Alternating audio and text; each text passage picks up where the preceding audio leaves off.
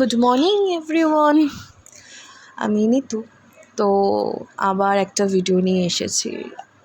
আশা করি তোমরা সবাই ভালো আছো, সুস্থ আছো, সেভ আছো। তো আজকে সেরকম কিছু না, জাস্ট নর্মাল আঁকতে কিছু ইচ্ছা করছিল না, তো ডাইরেক্ট মনে করলাম একটু রঙই করি। তো কিছুই না, ওই মাঠ ঘাস, আকাশ, ফুল, এইসবই সিম্পল একটা নর্মাল সিনারিও করছিলাম, আর কিছুই না, বেসিক একদম। তো সে যাই হোক, তো এইসব আঁকাআঁকি করে পর মনে পড়লো এখন যেটা আমাদের খুব রিসেন্ট আমাদের দুর্গাপুজো আসছে। আশা করি সবাই এক্সাইটেড। দুর্গাপুজো আমাদের সবার কাছে, ছোট থেকে বাঙালিদের কাছে একটা বড় ইমোশন।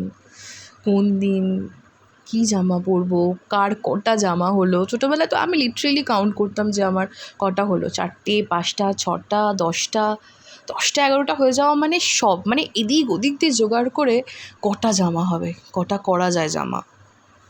সে যাই হোক, তো পুজো আসছে, সবাই খুব এক্সাইটেড।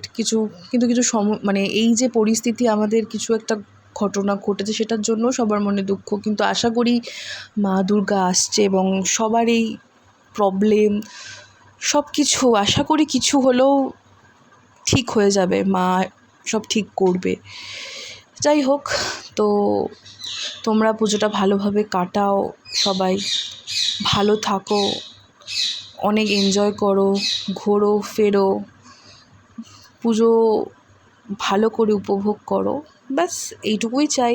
যাই হোক, দেখো আমার আঁকাটা অলমোস্ট কমপ্লিট হয়ে এসেছে। আমি জাস্ট নর্মাল ফ্লাওয়ার্সগুলো একটু জাস্ট নর্মাল একদম বেসিক কিছু ফ্লাওয়ার্স করে নিচ্ছিলাম।